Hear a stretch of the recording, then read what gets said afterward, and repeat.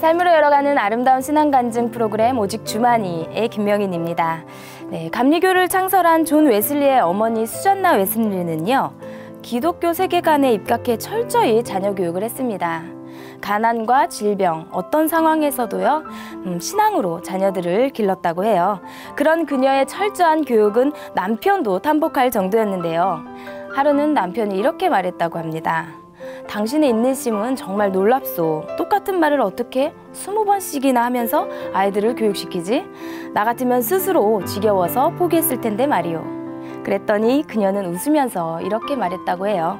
만일에 내가 그것을 여러 번만 말하고 포기했었다면 그동안의 모든 노력은 수포로 돌아가고 말았을 거예요. 수잔나처럼 예수님의 복음을 끝까지 전하는 우리 복음의 사람들을 만나는 시간, 삶으로 열어가는 아름다운 신앙 간증 프로그램 오직 주만이, 오늘도요 아름다운 믿음의 사람들과 함께 하겠습니다. 먼저요 이 자리를 은혜롭게 채워주신 분들부터 소개해드릴게요. 춘천 한마음교회 성도님들이십니다. 반갑습니다.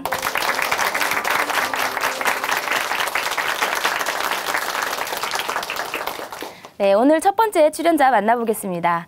네, 이분은요 자유로운 영혼을 꿈꾸면서 살았습니다. 그래서요 집에서도 학교에서도 자유하고 싶어서 가출을 시작했는데요. 핑크색으로 머리를 염색하고 술과 담배를 즐기는 비행 청소년이 되었는데요. 이분은 자매님이신데요. 그렇게 자유롭고 즐거운 생활을 오랫동안 만끽하던 이분이요 예수님을 만났습니다.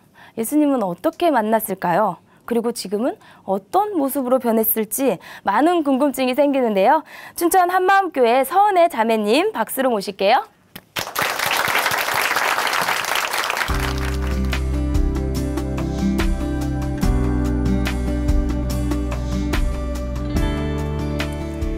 안녕하세요. 춘천 한마음교회 서은혜입니다. 저는 어느 누구도 통제할 수 없는 자유로운 영혼이었는데요. 어려운 가정 형편에 답답한 집을 벗어나 10대부터 수도 없이 가출을 하고 담배에 중독된 삶을 살았어요. 그랬던 제가 살아계신 예수님을 만나 그 모든 방황에 종지부를 찍고 이제는 방황하는 청소년들을 위해 살아가게 된 간증을 나누려고 합니다. 제가 초등학교 고학년이 되면서부터 가정 형편이 매우 어려워지게 되었어요. 학교에서 공과금을 내지 못해 매번 불려가는 것은 물론 친구들과 맛있는 것을 먹으러 갈 때마다 돈이 없어서 먹지 못했던 것이 가장 힘들었어요. 그래서 돈을 벌어야겠다는 생각을 했고 중학교 1학년 때부터 아르바이트를 시작했어요. 내가 하고 싶은 대로 자유하게 다니면서 돈도 벌고 친구들과 맛있는 것도 사 먹고 마음껏 노는 것이 너무나 좋더라고요. 그러다 보니 집과 학교에 해방되어 자유하게 살고 싶어서 친구들과 함께 가출을 하기 시작했어요. 그냥 며칠 집에 안 들어간 정도가 아니라 한 번 나오면 2, 3개월은 기본이었고요. 또 붙잡히지 않기 위해 전국으로 돌아다니며 가출을 하곤 했어요. 그러다 보니 학교 수업 일수를 거의 채우지 못하였고 강제 전학 등으로 중학교 3번, 고등학교 3번에 걸쳐 전학을 다녔습니다. 중학교 3학년 2학기 때 전학을 가게 되었는데요. 그곳에 가서도 친구들과 함께 땡땡이를 치고 가출을 하기 위해 저희 집에 다 모여 있었어요. 그때 제가 언니랑 둘이 살고 있었기 때문에 저희 집이 아지트였었거든요. 집에서 호피무늬 원피스를 입고 머리는 젓가락을 불에 달고 젓가락 파마를 한 다음 세상으로 나갈 준비를 하고 있었는데요. 갑자기 누가 문을 엄청 두드리는 거예요. 알고 보니 학교에서 저희들이 없어진 줄 알고 친구들 부모님들께서 찾아오셨던 거예요. 문을 열어주지 않자 경찰까지 부르게 되었고 결국에는 다 같이 학교에 질질 끌려가게 되었습니다. 그때 제가 주동자로 몰리면서 선생님께 많이 맞게 되었는데요. 나중에 연락을 받고 온 부모님께는 선생님한테 맞았다고 하면 혼이 날까 봐 말하지도 못했습니다. 그리고 우리 학교에는 단발머리 규정이 있었는데요. 가출을 하면서 머리를 길렀다가 선생님께 걸려서 한쪽 머리만 싹둑 잘리게 되었어요. 그리고 며칠 뒤에 졸업사진 찍는 날이었거든요. 그래서 지금도 남아있는 중학교 졸업 앨범에는 이렇게 머리가 짝짝이로 나와 있답니다. 그것조차 저희 방황을 멈추게 할 수 없었고 가출 생활은 지속이 되었어요. 그 시절 가수 김장훈의 핑크색 머리가 굉장히 유행했었거든요. 딱 제 스타일이었어요. 그래서 친구와 함께 아르바이트한 돈으로 전체 머리를 핑크색으로 염색을 한 다음 길거리에서 놀고 있었어요. 그러던 중 머리서도 튀는 제 핑크색 머리 때문에 저를 찾고 계신 아버지 눈에 띄게 되었는데요. 그때 제가 달리기 선수였거든요. 한 달리기 하니까 죽을 힘을 다해 뛰었는데 아버지는 날라오시더라고요. 그래서 결국 아버지께 붙잡히게 되었고 저는 진짜 집에 가고 싶지 않아서 아버지께 있는 없는 욕을 했어요. 엄마는 제 팔을 잡고 우시면서 집에 가자 하시는데 우는 엄마의 얼굴을 보니까 더 이상 버틸 수가 없겠더라고요. 그래서 결국 집에 들어가게 되었는데요. 아무리 생각해도 붙잡히게 된 이유가 이 핑크색 머리 때문인 것 같은 거예요. 그래서 그 다음에 가출할 때는 잘 튀지 않는 초록색 머리, 노란색 머리로 계속 바꾸고 다녔습니다. 또 어느 날은 친구랑 길을 걸어가고 있었는데요. 가출을 하면 돈이 없으니까 친구가 갑자기 초등학생 아이들한테 가더니 돈이 있냐고 시비를 걸더라고요. 저는 주위에 사람도 많고 그냥 가자 했는데 지금 저 아이가 자기를 째려봤다면서 그 아이를 한 대 때리는 거예요. 안경이 벗겨지고 그 아이가 막 울기 시작하니까 주위에 사람들이 몰려들기 시작하더라고요. 그 순간 아이들이 틈을 타서 막 도망을 가는 거예요. 친구가 쫓아가서 저도 같이 달려갔는데 제가 또 한 달리기를 하니까 먼저 아이들을 쫓아가게 되었어요. 그런데 아이들이 어느 가게에 쏙 들어가더니 갑자기 아줌마들이 쟁반이며 국자며 갖고 나와서 쫓아오던 저를 마구 때리시는 거예요. 뒤로 돌아보니 뚱뚱했던 친구는 얼마 오지 못해서 제가 맞고 있는 것을 보고 도망을 가더라고요. 그때 처음 이런 게 배신이구나 갑자기 낚인 기분이 들었어요. 그러나 결국 친구도 잡혀서 둘이 경찰서까지 가게 되었고 자연스럽게 집으로 잡혀 들어갔습니다. 그렇게 힘든 가출 생활을 하면서도 왠지 집에 있는 것보다 더 행복하다고 생각했었어요. 왜 그 거지의 세 가지 특성이 있잖아요. 춥고 배고프고 졸리고. 가출한 제 모습을 보니까 딱 거지더라고요. 춥고 졸릴 때는 지하철 처음 정거장에서 마지막 정거장까지 쭉 자고 가다가 못 내린 적이 있었어요. 나중에서야 철도 직원분과 함께 나오기도 했습니다. 그렇게 세상에서 방황하며 자연스럽게 배우게 된 술, 담배를 중학교 1학년 때부터 하게 되었어요. 술은 친구들과 친해질 수 있는 하나의 수단이었지만 담배는 답답한 마음을 벗어나게 하는 탈출구와 같은 것이었어요. 그러다 보니까 담배에 많이 집착하게 되었고 하루에 기본으로 2갑, 많게는 3갑 정도 피웠고요. 나중에는 침대에서 누워서 아무것도 하지 않고 4갑까지 피우면서 담배에 대한 집착이 더욱더 심해져만 갔어요. 부모님께서 계시는 집이든 사람이 많이 다니는 길거리든 저에겐 장소가 상관이 없었습니다. 밥은 못 먹어도요, 담배는 꼭 피워야 했는데요. 돈도 없고 담배도 없을 때는 길거리에 떨어져 있는 담배를 주워서 피기도 했어요. 그렇게 잠시도 참지 못하고 담배를 피우니까 같이 피우던 친구들조차도 저를 꼴초라고 놀리더라고요. 그렇게 고등학생, 대학생이 되어서도 담배는 저에게 없어서는 안 될 존재였습니다. 중고등학교 때 출석 일수를 거의 채우지 못해서 대학교는 생각하지 않고 있었는데요. 고등학교 2학년 때 만난 담임선생님께서 제가 대학을 갈 수 있도록 도와주셨어요. 그래서 4년제 대학교에 입학을 할 수 있었고 대학교에 가면 이러한 모든 생활을 정리하고 새 사람으로 살아보자 결단을 했습니다. 그러나 결단한 지 얼마 되지 않아 원래의 삶으로 돌아가게 되었고 성인이 되다 보니까 중고등학교 때보다 더 자유롭게 세상을 즐기며 살았어요. 아무 생각 없이 친구들과 함께 나이트클럽에 가서 춤을 추며 노는 것을 좋아했고요. 외모를 가꾸는 것에도 굉장히 관심이 많았어요. 한 번은 21살 때 제가 살고 있었던 충남 조치원의 복사꽃 아가씨 미인대회에 출전을 하게 되었어요. 그때 미인대회에 출전하는 사람들은 2, 3개월 전부터 미용실에 살면서 외모를 가꾸고 준비를 했다고 그러더라고요. 그런데 저는 2주 전에 신청을 하게 되어서 아무런 준비를 하지 못한 채 그렇게 출전을 하게 되었습니다. 한복을 입고 절도 하고 사회자의 예상치 못한 질문에도 대답을 잘해야 했고 세미 정장에 세련된 워킹까지 해야 했어요. 저는 사회자의 급 질문에 잘 대답하게 돼서 점수를 많이 받게 되었는데요. 그때 받았던 질문이 복숭아로 삼행시를 급 지어보라는 것이었어요. 저에 대한 질문도 아니고 삼행시를 지어보라니 너무 당황했지만 이미 저는 대답을 하고 있더라고요. 지금 생각해도 정말 손발이 오그라드는 멘트가 아닐 수 없지만 오늘 띄워주시면 한번 해보겠습니다. 복스럽게 생겼죠? 숭숭 애도 잘났게 생겼죠? 아무나 그렇진 않아요. 복사꽃 사은혜만 그렇답니다. 네. 이렇게 민망한 춤을 추면서 노래까지 불렀는데도 불구하고 28명 중 7위에 머무르고 말았고요. 비록 6위까지였던 복사꽃 아가씨로는 선정이 되지 못하고 7위인 단무지 아가씨로 선정이 되었습니다. 복사꽃 아가씨가 되지 않은 것도 민망한데 단무지 아가씨가 되어서 조치원 일대를 돌며 단무지 홍보대사로 활동했고요. 상품으로는 여러 종류의 단무지를 받아 가족 친척들과 나눠 먹기도 했습니다.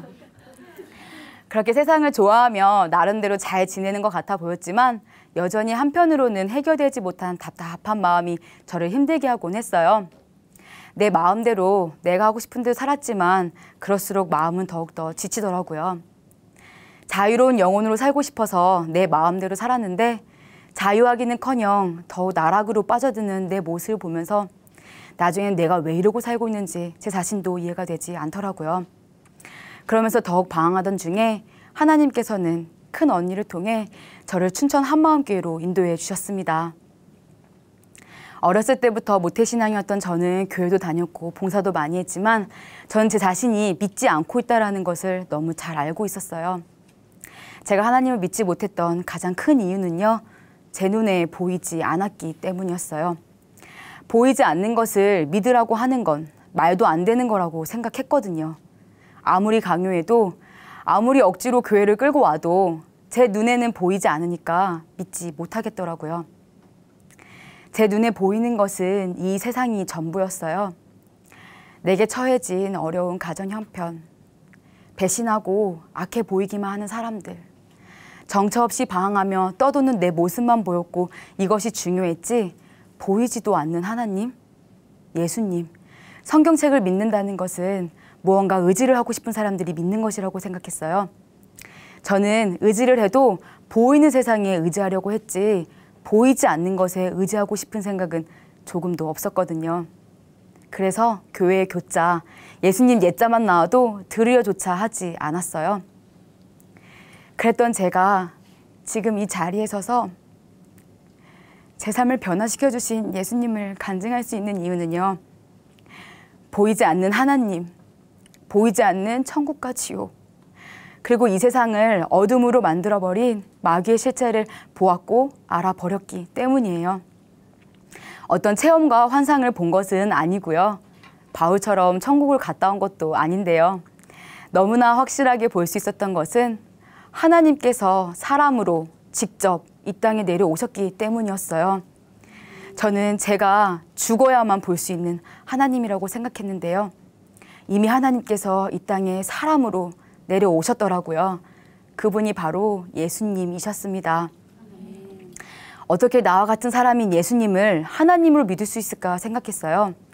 그런데 목사님께서는 하나님께서 이 땅에 사람으로 내려오셨다면 그냥 가셨겠냐고 하시면서 확실한 증거를 주고 가셨다고 하시는 거예요.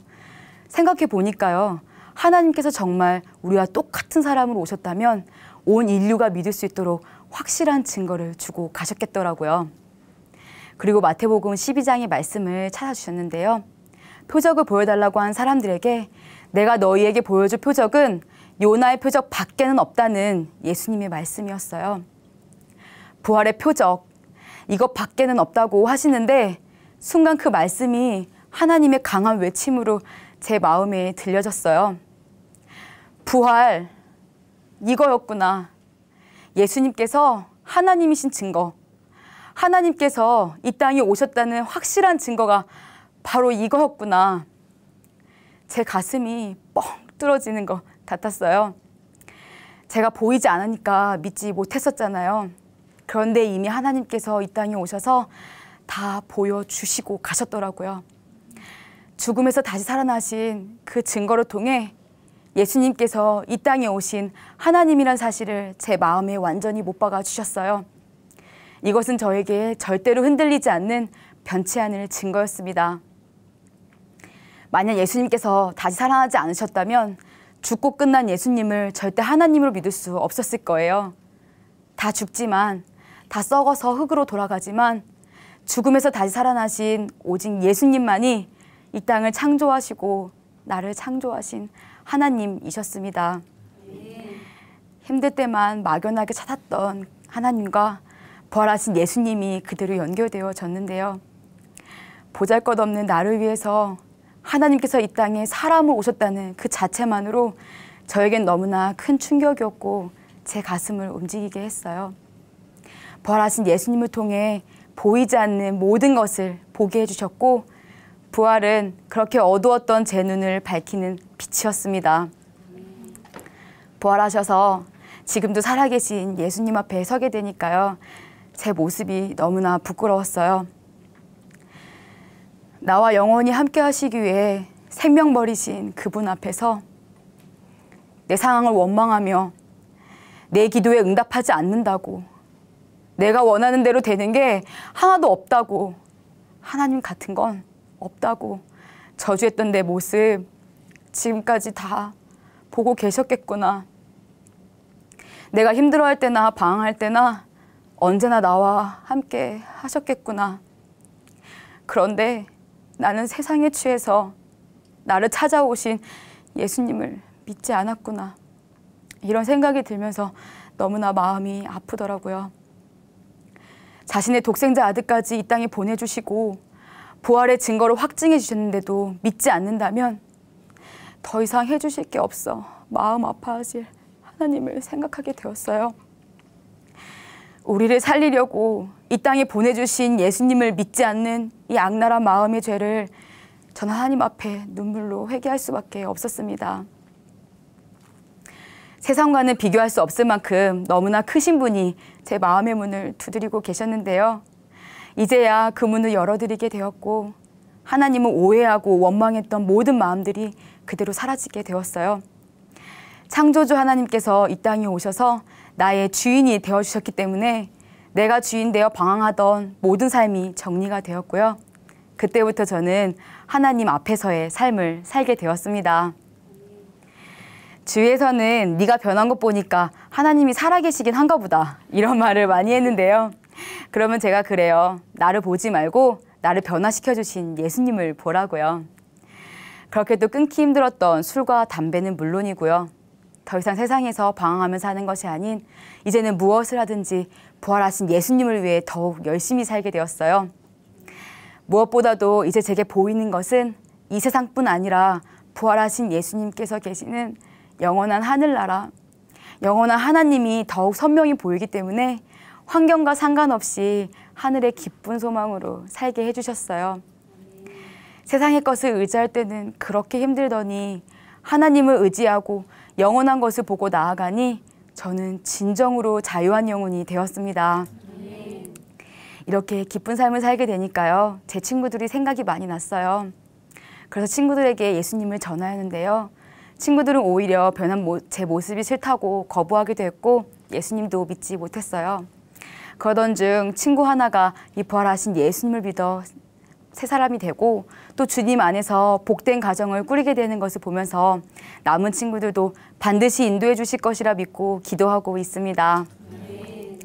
방황하던 청소년기를 보낸 저에게 하나님께서는 최고의 직장을 주셨는데요. 그것은 바로 학교에서 청소년들을 만나서 일을 할 수 있는 학교 사회복지사였어요. 그 중에서도 관심이 많이 갔던 친구들이 바로 방황하는 여학생들이었는데요. 그 아이들을 보면 꼭 저 같더라고요. 그리고 아이들이 어떻게 아는지 저에게 많이 찾아왔는데요. 아이들과 함께 얘기하고 상담하면서 그 아이들을 제 마음에 품게 해주셨습니다. 그중 가정 형편이 어려웠던 한 친구가 있었는데요. 면도칼로 손목을 그어서 치료를 받고 저에게 왔더라고요. 그 친구의 손목을 만져주면서 저는 이렇게 말해주었어요. 너 이렇게 살지 않아도 돼. 이미 예수님께서 부활하셔서 너의 주인이 되어주셨어. 하면서 같이 울었던 기억도 납니다. 또 어떤 한 친구는 술에 취한 아버지께 매일 맞고 살면서 문제아로 불려지는 아이였는데요. 그 아이가 부활하신 예수님을 믿고 아버지를 죽이고 싶던 마음이 사라지고 아버지를 위해 눈물로 기도하는 그 모습을 보면서 제가 앞으로 무엇을 위해 살아야 하는지 다시 한번 보게 해주셨습니다. 지금은요, 하나님께서 저의 이 모든 것을 이해하고 품어주는 남편을 만나게 해주셔서 믿음의 가정을 꾸리게 해주셨고요. 귀한 선물로 주신 아기가 제 뱃속에서 잘 자라고 있어요. 그리고 어렸을 때부터 제 집처럼 드나들었던 경찰서에서 피해자들을 상담하는 상담사로 일을 하고 있는데요. 아픔을 겪은 사람들을 많이 만나게 되면서 제게 드는 생각은요. 정말 부활하신 예수님 밖에는 없구나. 이 예수님만 믿으면 모든 문제가 해결되어지는데 하며 마음이 너무도 아플 때가 많아요. 저 또한 이 부활하신 예수님을 믿지 못했다면 지금 어떻게 살고 있을지 정말 눈에 선한데요. 세상에서 방황하며 담배에 쩌들어 살 수밖에 없었던 저를 살려주시고 살아야 할 이유를 알지 못했던 저에게 삶의 목적을 주신 주님께 너무나 감사드립니다. 하나님께서 거저주신 이 사랑과 은혜, 저 또한 온 세상에 부활하신 예수님을 전하는 삶으로 제 젊음을 주님께 드리겠습니다. 감사합니다.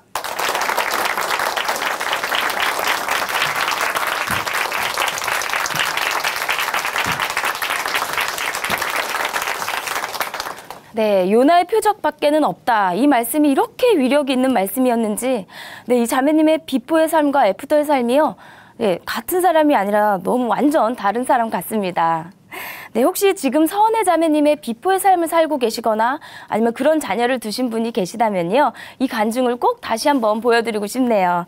네, 제 방송은요, 토요일, 일요일 저녁 7시입니다. 네, 서은혜 자매님 앞으로도 상처받고 방황하는 이 청소년들을요, 예수님께로 인도하는 안내자, 네, 계속 기대하고 기도하겠습니다. 서은혜 자매님 간증 감사합니다. 아름다운 믿음의 고백을 통해 하나님의 은혜를 나누는 오직 주만이, 오늘의 두 번째 출연자를 만나보겠습니다. 이분은요, 평범한 가정에서 태어났습니다. 그런데 갑자기 생활이 어려워지고 빚쟁이들 때문에요, 이분을 변하게 만들었는데요. 참고 참던 분노가 어느 순간 갑자기 폭발하는 분노의 화신이 되었다고 합니다. 이렇게 한번 폭발을 하면요, 가족들과 주변 사람들을 힘들게 했는데요.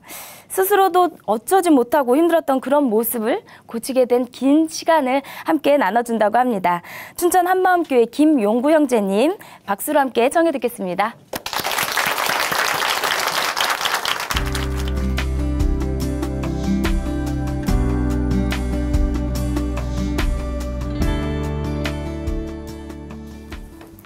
안녕하십니까. 춘천 한마음교회에서 온 김용구라고 합니다.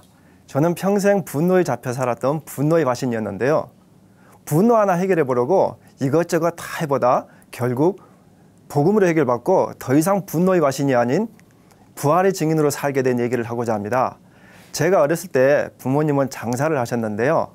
다행히 장사가 잘 돼 넉넉하게 살다 부모님이 그만 빚보증을 잘못 썼는 바람에 가세가 순식간에 기울어졌어요. 저는 이남이녀 중 장남인데요. 장남이다 보니 어린 나이에도 일찌감치 집안일을 도와야 했습니다. 초등학교 5학년 때 친구와 재미있게 놀고 집에 왔더니 방금 같이 놀았던 친구의 어머니께서 우리 어머니를 쥐잡듯 잡고 계시더라고요. 알고 보니 우리 집에 빚을 받으러 온 빚쟁이였는데요. 학교가 끝나면 놀 시간도 부족할 나이인데 가게를 봐야 하니 별로 기쁘지가 않더라고요. 빚은 빚을 낳았어요. 이젠 하루에도 빚쟁이들이 몇 분 더 오셨는데요. 그 와중에도 빚쟁이들이 오는 시간이 서로 겹치지 않는 게 그렇게 신기할 수 없더라고요. 가게는 힘들지 빚은 쌓이지.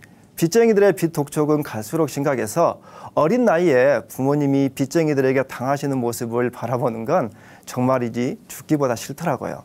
부모님도 싫으셨겠죠. 그래서 하루는 아버지가 피하고 또 하루는 어머니가 피하고 결국 어린 제가 상대할 때도 참 많았는데 이때부터 저는 제 감정을 표현하지 않고 무조건 참았던 것 같아요. 그러다 중학교에 가게 되었지만 납부금을 제때 내본 적이 별로 없었습니다. 한 번은 3학년 2학기 겨울방학을 앞두고 그때까지 납부금을 못 낸 학생들은 교무실 복도에서 무릎 꿇고 손 들고 있어야 했는데 정말 춥고 힘들고 창피하더라고요. 그 납부금 좀 안 냈다고 진짜 해도 너무하네. 너무 악에 받쳐 고개를 뻣뻣이 들고 있었어요. 왠지 그렇게라도 하지 않으면 저 자신이 너무 비참하더라고요. 다행히 선생님들 덕분에 얼마 후 풀려났는데 참 기가 막혔어요. 집에서는 빚쟁이들한테 당하지 학교에서는 행정실에 당하지.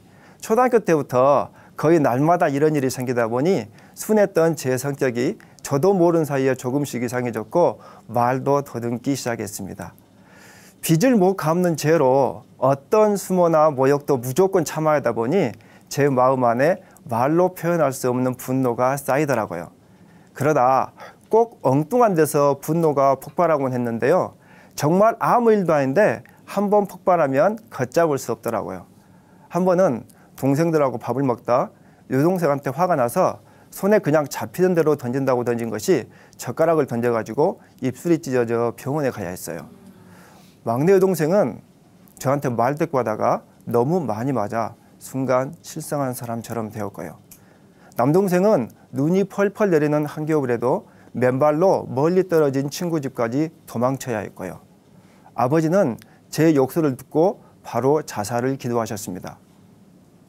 지금 생각하면 제가 어떻게 그랬을까 싶은데요. 진짜 무서운 건 밖으로 표현하지 않고 안으로 차곡차곡 쌓아두는 분노였어요. 분노가 극심할 때는 제가 저를 감당할 수 없더라고요. 제가 가장 무서워하는 사람은 바로 저였습니다. 무슨 짓을 할지 모르니까요. 스스로 조절이 불가능했거든요. 한 번 화를 내면 멈출 수가 없더라고요. 분명 화는 내가 냈는데 화를 내다 보면 정작 나는 가만히 있고 내 안에 또 다른 누군가가 화를 내고 있었어요. 내 머리는 이미 화가 식었는데 내 몸은 여전히 화를 내고 있었습니다. 당시 어머니는 어느 빚쟁이의 전도로 교회에 나가게 되었고 저도 우리 집 빚 청산을 위해 교회에 나가게 되었지만 사실은 이놈의 성질 좀 고쳐달라는 마음이 훨씬 더 컸어요. 그때 다니던 교회에서 어느 기도원을 갔는데 거기서 방언이란 걸 받게 되었어요. 그렇게 방언을 받고 보니 하나님이 믿어져서 그때부터 교회를 더 열심히 다녔는데요.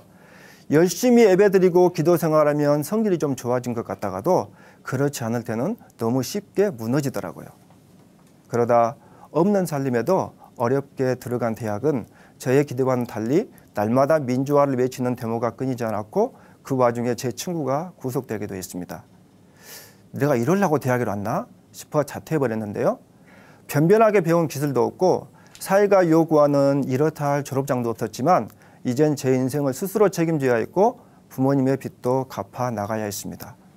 저는 어딜 가나 성실하다는 평가는 받았지만 급한 성질 때문에 한 직장에 오래 근무하지는 못해서 1년 이상 근무하면 받을 수 있는 퇴직금을 받아본 기억이 별로 없었습니다.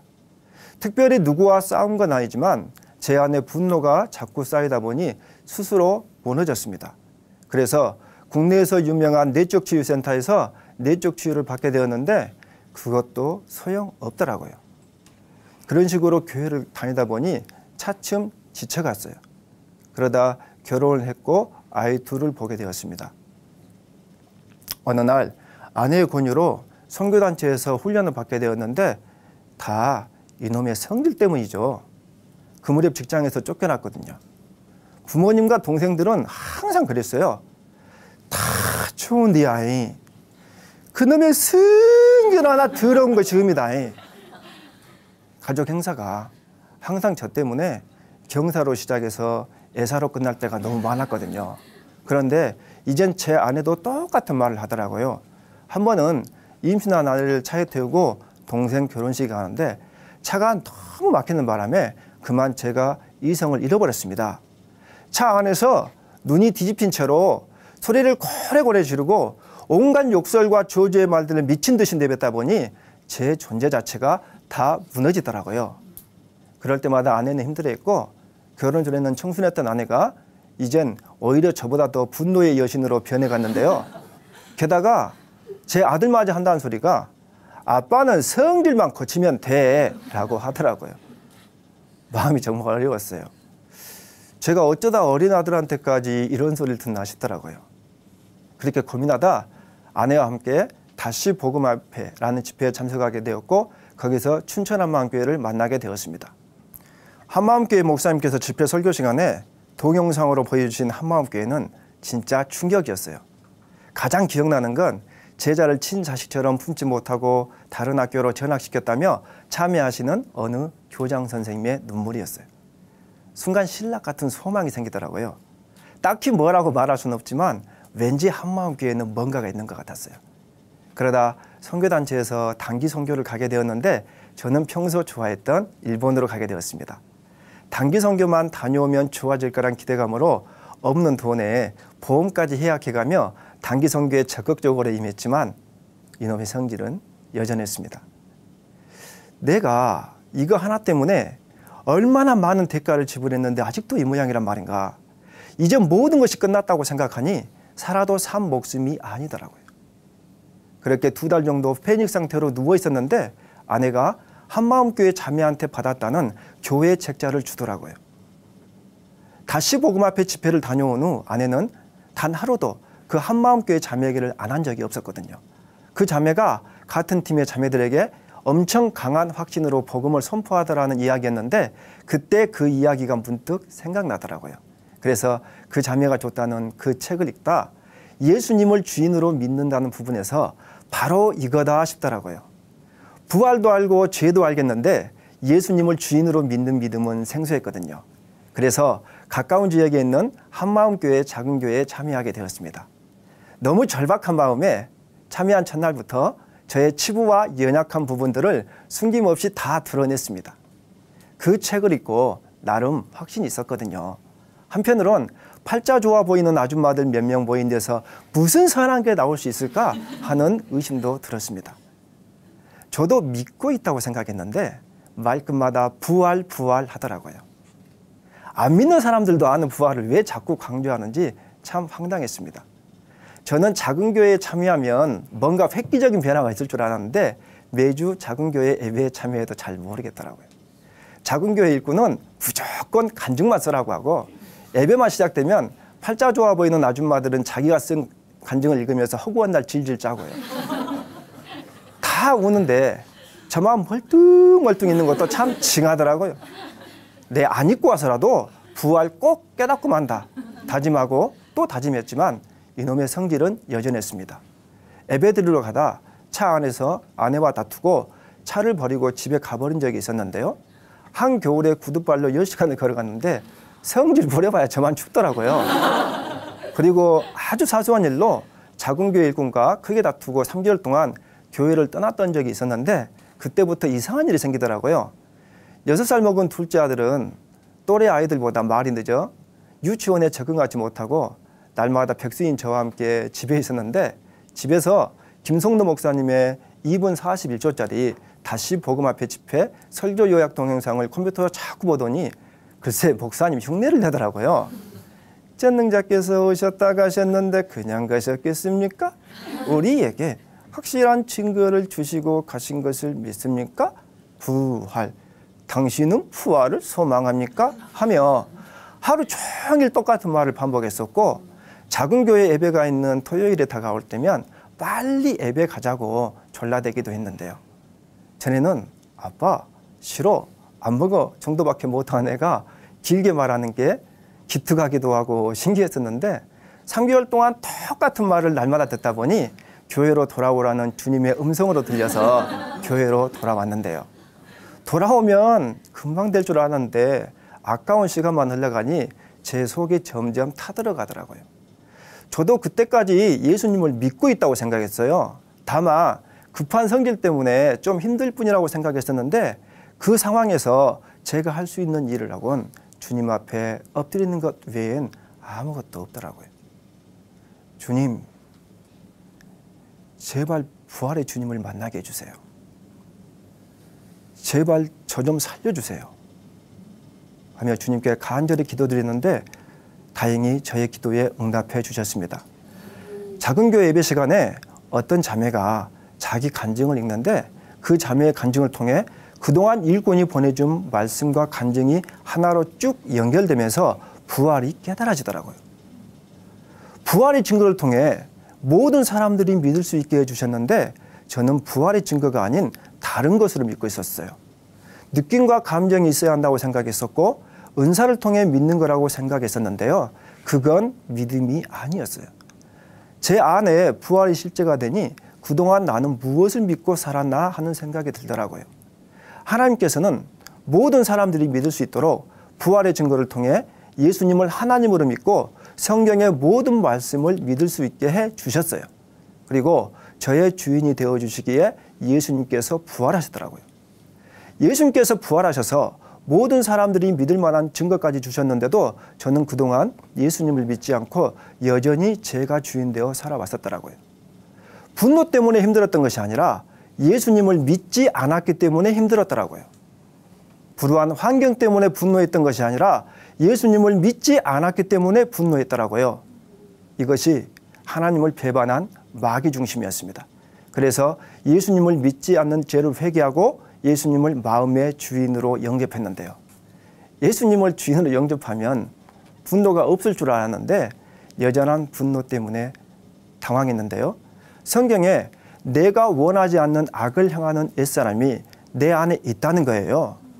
부활의 주님을 만났지만 여전히 제 안에서 나오는 분노 때문에 헷갈렸는데요. 제 안에서 나오는 분노는 옛사람의 모습이지 새 피조물의 모습이 아니었어요. 이미 2000년 전에 저의 옛사람은 예수님과 함께 십자가에서 죽었는데 제 안에서 나오는 옛사람의 모습을 마치 진짜 저의 모습인 양 그동안 마귀에게 철저히 속고 살아왔었어요. 부활을 통해 옛사람의 죽음을 믿지 못하고 제 안에서 옛사람의 모습이 더 이상 나오지 않는 행위를 통해 믿으려 했기 때문에 제 삶이 근본적으로 변하지 않았던 거였어요. 결국 모든 것을 다 이루신 예수님을 믿지 않는 악한 중심이었습니다. 그래서 부활을 통해 옛사람의 죽음을 믿고 믿음으로 선포하며 나가니 드디어 제 삶이 변하더라고요. 어느 새벽 부활하신 주님 앞에 서게 되었는데요. 부활하신 주님 앞에 선 저의 모습은 더러워도 그렇게 더러울 수 없었습니다. 너무나도 더럽기 짝이 없는 저에게 임하신 주님께 너무 죄송해서 제 안에서 통곡이 터져 나오더라고요. 주여, 저를 떠나소서. 제가 죄인입니다. 하며 마음속으로 소리쳤는데 이런 저를 주님은 저의 있는 모습 그대로 받아주시며 저를 여전히 사랑한다고 하셨습니다. 그와 동시에 새 피조물의 은혜가 임했는데요. 제가 얼마나 엄청난 존재인지 얼마나 거룩한 존재인지 비록 지금은 육신을 입고 살지만 이미 천국 백성이기에 이 땅의 그 무엇으로도 저를 그리스도의 사랑에서 끊을 수 없다는 것이 깨달아지는데 제가 그 은혜를 감당할 수 없더라고요. 저의 거룩함이 저를 창조하신 예수님과 한 생명을 이룰 정도의 거룩함이라는 사실에 제 가슴이 터질 것 같더라고요. 게다가 새 피조물인 제가 예수님과 연합되었다는 사실은 저를 정말 미치게 만들었습니다. 눈에 보이는 상황과 환경에 관계없이 제 안에는 주님의 기쁨과 평강이 차고 넘쳤습니다. 예수님은 저의 분노뿐만 아니라 저의 모든 문제를 해결해 주셨고 저를 부활의 증인 삼아 주셨습니다. 저는 그동안 전도 한번 제대로 못하고 살았는데 이젠 예수님의 부활이 너무 확실하니 아주 자연스럽게 부활의 증인으로 살게 되더라고요. 예수님을 주인으로 믿었더니 삶이 정말 단순해지고 힘이 생겼습니다. 이젠 명절이 되면 모든 가족이 함께 모여 예배를 드리고 제가 복음을 선포합니다. 그럴 때마다 우리 가족으로부터 제가 변했다는 말을 많이 듣는데요. 예배가 끝날 무렵 주님께서 가족들에게 사죄할 마음을 주셔서 가족들에게 머리를 조아리며 진심으로 사죄했습니다. 그동안 저 때문에 얼마나 힘들었냐고. 이러면 안 되는데 하면서도 제 마음대로 되지 않았다고. 그래서 분노 하나 고쳐보려고 그동안 여기저기 쫓아다녔다고. 그러다 해답을 찾았는데 그건 복음이었다고. 그동안 저는 제가 주인이었다고. 제가 예수님을 믿지 않았다고. 부활이라는 확실한 증거를 주셨음에도 여전히 제가 주인되어 그토록 인간 이하의 행동을 할 수밖에 없었다고. 그렇지만 지금 저의 주인은 예수님이라고. 저의 생명과 재물의 주인은 예수님이라고. 그래서 정말 평안하다고 말씀드리며 사죄했더니 가족들이 제가 변했다고 오히려 저를 위로하며 진지하게 복음을 다시 듣는데 순간 우리 가족에 대한 소망이 생기더라고요. 차를 몰고 나가면 여전히 도로는 막히지만 평안합니다. 저 때문에 항상 파장 분위기였던 가족 행사는 이젠 오히려 저 때문에 웃음꽃이 피고 경사로 시작해서 경사로 끝나게 되었습니다. 저보다 더 분노의 여신이었던 아내와 저는 이제 복음으로 영원히 하나가 되었고 아내는 청순하고 현숙한 아내가 되었습니다. 아빠는 성질만 고치면 돼 했던 아이는 이제 아빠는 자전거만 고쳐주면 돼 라고 하더라고요. 복음이면 다 되더라고요. 복음이면 충분했어요. 이 세상에 그 무엇으로도 바꿀 수 없는 분노의 화신이었던 저를 변화시켜 주신 주님께 모든 영광을 올려드리고 앞으로 남은 인생 오직 주와 복음을 위해 멋지게 살겠습니다. 감사합니다.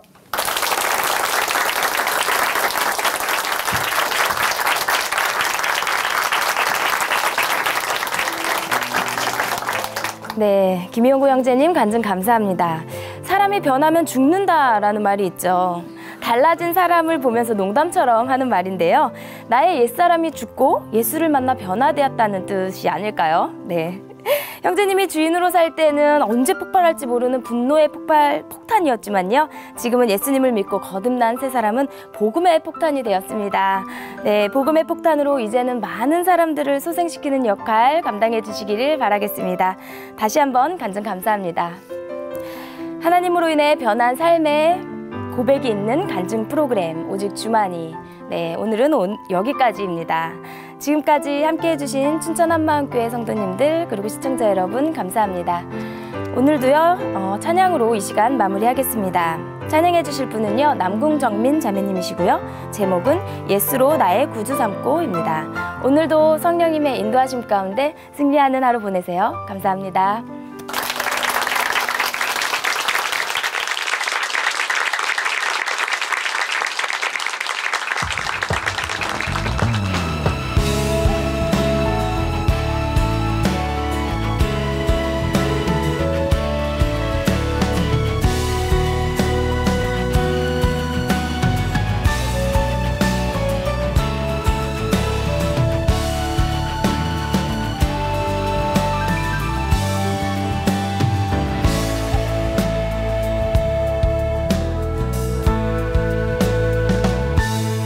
예수로 나의 구주 삼고 성령과 피로써 거듭나니 이 세상에서 내 영혼이 하늘의 영광 누리도다. 온전히 주께 맡긴 내 영 사랑의 음성을 듣는 중에 천사들 왕래하는 것과 하늘의 영광 보리로다. 이것이 나의 간증이요 이것이 나의 찬송일세. 나 사는 동안 끊임없이 구주를 찬송하리로다.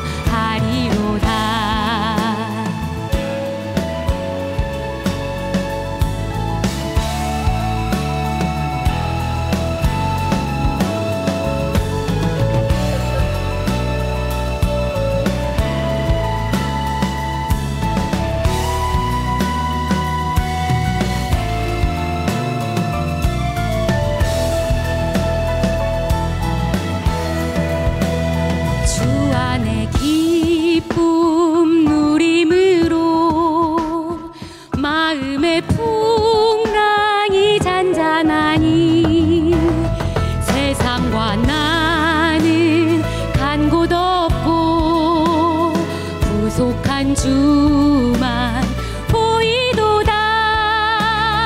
이것이 나의 간증이요 이것이 나의 찬송일세.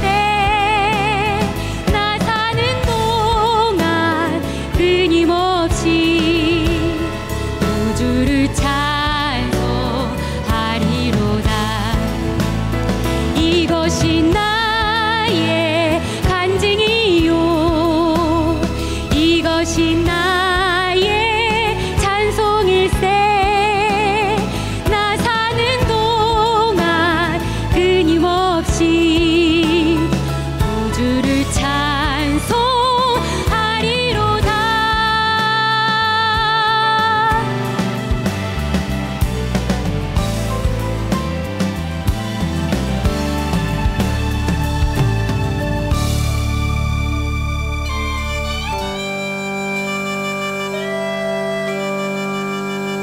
구주를 찬양 주님을 찬양 주를 찬양 주를 찬양 주님을 찬양 주를 찬양 나의 주 주를 찬양 이것이 나의 간증이요 이것이 나의